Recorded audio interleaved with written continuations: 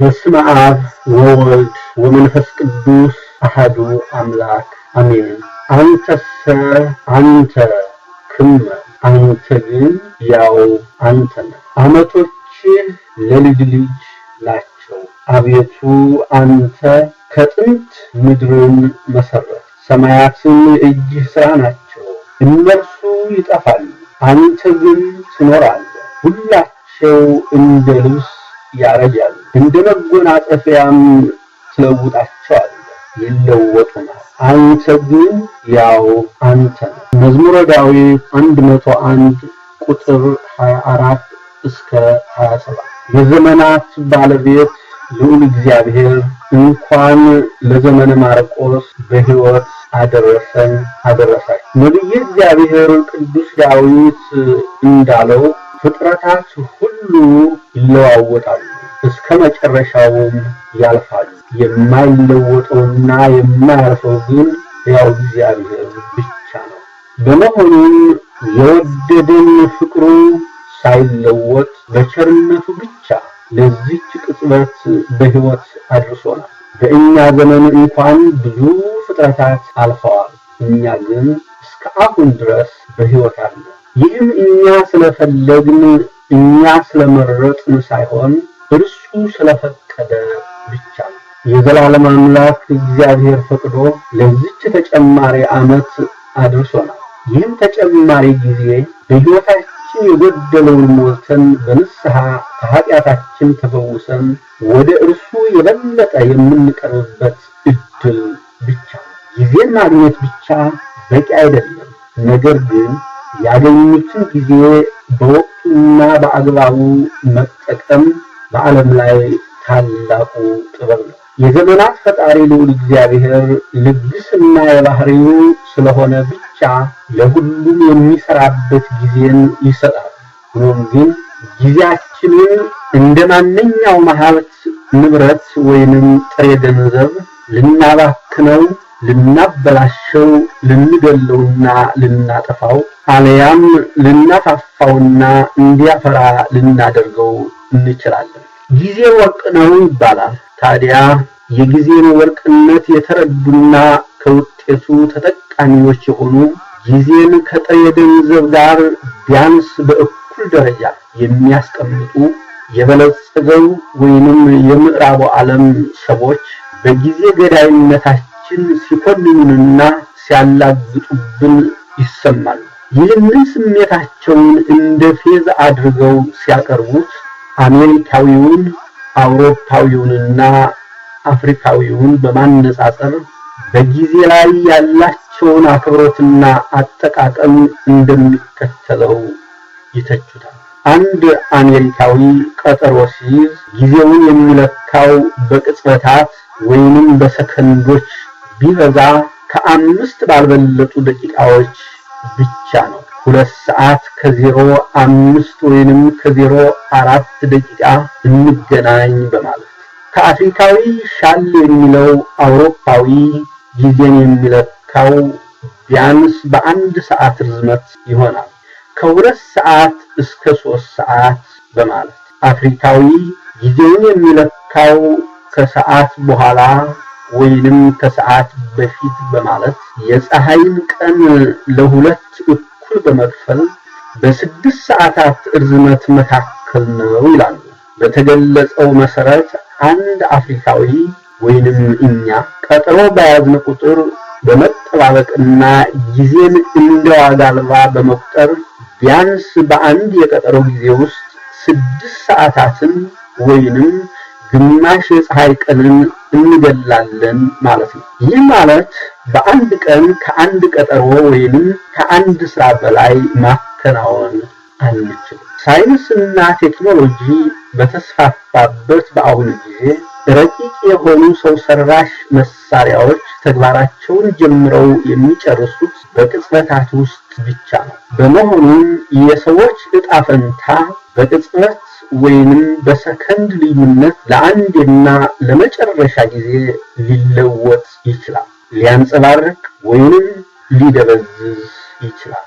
ስለዚህ ሰዎች ራሳቸው ከሰሯቸው ዘመናዊያን መሳሪያዎች ጋር እኩል መራመድና ቅጽበታትን በጥንቃቄ መከታተል ካልቻሉ የዘመኑ የተሻለ ሕይወት ተጠቃሚዎች አይሆኑም። ተጠቃሚው ዓለም ከጊዜው ጋር ወደፊት ሲገሰግስ እነርሱ ጊዜው አልፎባቸውና አልቆባቸው ዳዴ እያሉ ይቀራሉ ማለት ነው። ጊዜ የሚሄድ የሚመጣ ሲመላለስ የሚኖር መንገደኛ ነው። ጊዜ ለቅጽበት እንኳን ማንም ቆሞ አይጠብቅም። ያሳልፋል፣ ይዞ ወይንም ጥሎ ያልፋል እንጂ ብቻውን አያልፍም። ያስረጃል እንጂ አያረጅም።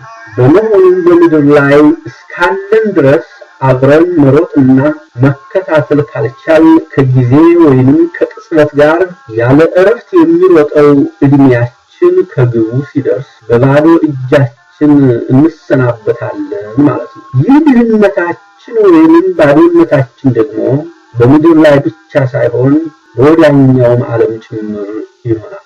መድኃኒታችን ኢየሱስ ክርስቶስን በዮሐንስ ወንጌል ምዕራፍ 9 ቁጥር 4 ላይ ቀን ሳለ የላከኝን ሥራ ላደርግ ይገባኛል፣ ማንም ሊሰራ የማይችልባት ሌሊት ትመጣለች በማለት የተሰጠችንን እያንዳንዷን ቅጽበት በጊዜዋ ወይንም በራሷ ድርሻ ካልተጠቀምንባት በከንቱ እንደምትቃጠል ያስገነዝበናል ማለት ነው። ማንኛውም መንፈሳዊ ሕግ የሚያስተምረን ይህንኑ ነው። ጊዜውን በአግባቡ የማይጠቀም ሰው የመንግሥተ ሰማያት ባለተስፋ መሆን እንደማይችል እምነታችን ይነግረናል። ለጊዜም ጊዜ ስላለው የቀን ጊዜ ለቀን የማታም ጊዜ ለማታ መሆን አለበት። የቀኑን ጊዜ ተኝተን ካሳለፍነው ማታ ልንጠቀምበት አንችልም።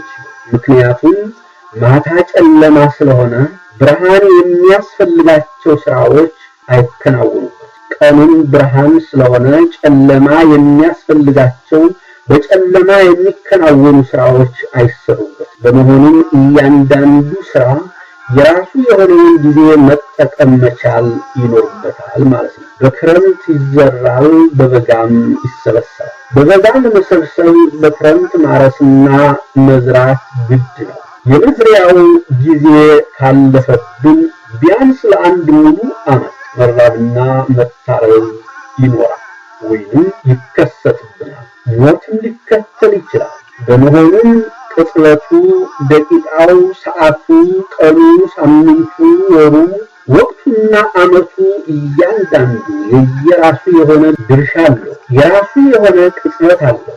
በዚያው በራሱ ጊዜ ወይንም ድርሻ ካልሰራንበት ባክኖ ያልፋል ማለት ነው። የሚተካው ጊዜ ለእኛ ያው ተመሳሳይ ቢመስለንም ፍጹም ሌላ የተለየ ራሱን የቻለ አዲስ ነው። የባከነውን የሚተካም አይደለም። ጥበበኛው ሰሎሞን ሰነፍ በስንፍናው ምክንያት በወቅቱ ስለማይዘራ በመከር ወይንም አዝመራ በሚሰበሰብበት ጊዜ የሚሰበስበው የራሱ የሆነ ፍሬ ወይንም አዝመራ ስለሌለው ይለምናል። ነገር ግን የሚሰጠው የሚዘከረውን አያገኝም ይላል። ታታች ሰው በብርድ ምክንያት አያርስም፣ ስለዚህ በመከር ይለምናል፣ ምንም አያገኝም። መጽሐፈ ምሳሌ ምዕራፍ 20 ቁጥር 4።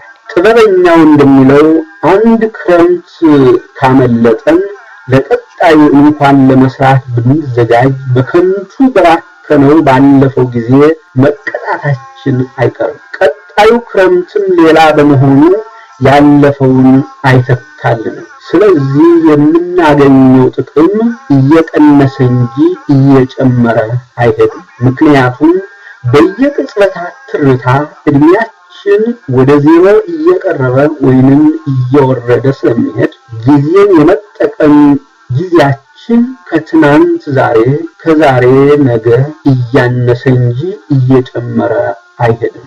እኩልም አይሆንም፣ ሊሆንም አይችልም።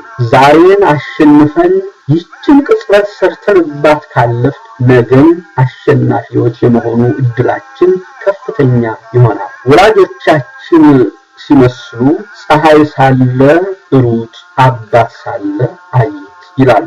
ይህንን ያሉበት ምክንያትም ግልጽ ነው። ፀሐይ ከገባ ወይንም ከጠለቀ እንደሚጨልምና ያለ ብርሃን መራመድ እንደማይቻል ሁሉ አባትን ከሞተ በተለይ ራሳቸውን ላልቻሉ ልጆች ረዳት አልባ ሕይወት አስቸጋሪ ስለሚሆንባቸው ነው። ታዲያ የሰው ልጅን በተለይ ከምድራዊ ሕይወት ወይንም ከሞት በኋላ ሕይወት እንዳለ የሚያምን ሁሉ በምድር ላይ የተመደበለትን ጊዜ በከንቱ ካሳለፈው ሕይወቱ አስቸጋሪ ይሆንበታል። በጊዜው ጊዜ ዋጋችሁን ይሰጣችሁ ዘንድ ይህ ዓለም የሚያልፍበት ጊዜው ሳይደርስ ስራችሁን ስሩ። መጽሐፈ ሲራክ ምዕራፍ 51 ቁጥር 30። ከጊዜያችን በጊዜያችን ተጠቅመን የመንግስቱ ወራሾች እንድንሆን የአምላካችን የመድኃኔ ዓለም መልካም ፍቃድ ይሁንልን።